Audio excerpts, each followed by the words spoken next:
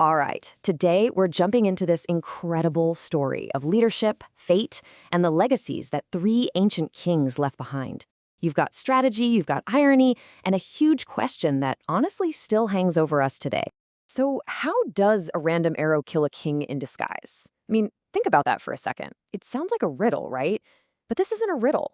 It's the real, honest to goodness mystery at the heart of the downfall of our first king. It's a moment so unbelievably unlikely, it makes you question everything about human plans. Okay, so let's meet our first player, King Ahab of Israel. Now, Ahab's in a tough spot. He's about to walk into a battle that he's been told, flat out, he is not going to survive.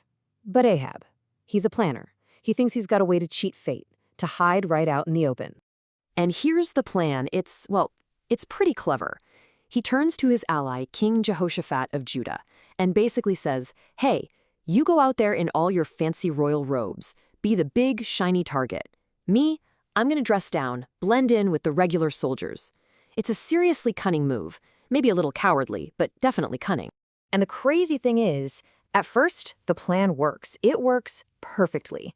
The enemy commanders see the royal robes and they go straight for Jehoshaphat, just like Ahab wanted.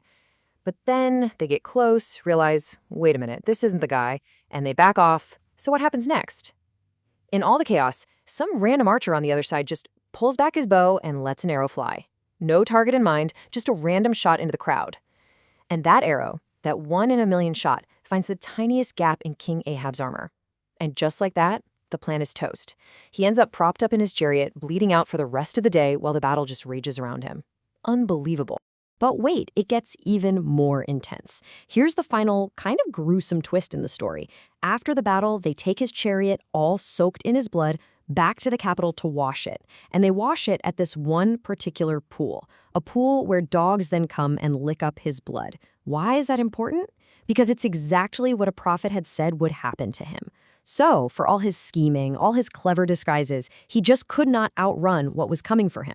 So let's just pause and look at the two kings here. The contrast is just wow. You've got King Jehoshaphat, the guy who was the decoy, fighting out in the open in his fancy robes. What happened to him? He survived. He went home and continued to reign in peace. And then you have Ahab, the guy who hid, who tried to be clever.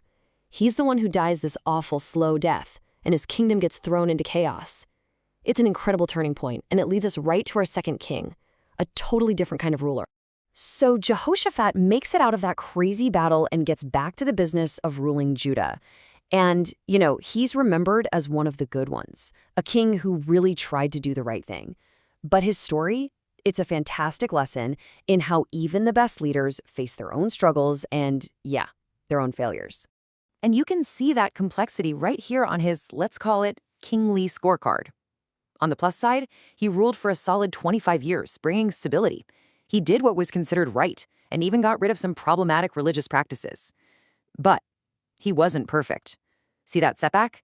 He never quite managed to get rid of the high places.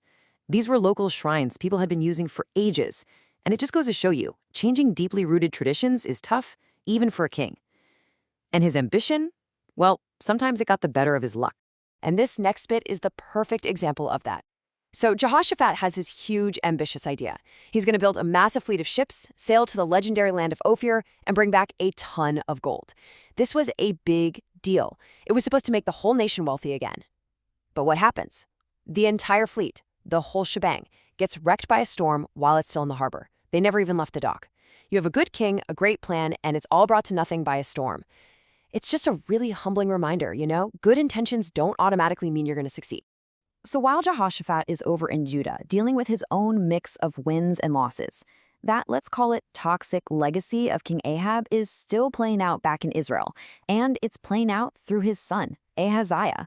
And this, folks, brings us to the last and maybe the saddest part of our whole story. Just 2 years. That's all Ahaziah, Ahab's son, got on the throne of Israel. After his dad's spectacular downfall, his own time as king was basically a blink. It was short, and it serves as this powerful, kind of bleak warning about how much a parent's legacy can shape their kid. And in that tiny 2-year window, it's like he had a checklist of all his father's worst mistakes, and he was determined to tick every single box. The account is crystal clear about it. He did evil, he walked in the footsteps of his father, he worshipped the false god Baal, he basically did everything to make God angry, just as his father had done. It wasn't just that the cycle of bad leadership continued, it's like he ran towards it with open arms, and it led, not surprisingly, to a really quick and forgettable end. So this is what it all boils down to, right? You've got these 3 kings. First, there's Ahab, who tried every trick in the book to escape his fate, only for it to find him in the most bizarre, random way imaginable. Then you have Jehoshaphat, a genuinely good guy trying to do the right thing, but he still gets tripped up by bad luck and, well, life. And finally, you have Ahaziah, who didn't even try to escape his father's shadow. He seemed to choose that destructive path. So what does this all mean for a leader's legacy? Is it something that's just destined to happen, or is it all about the choices we make, for better or for worse?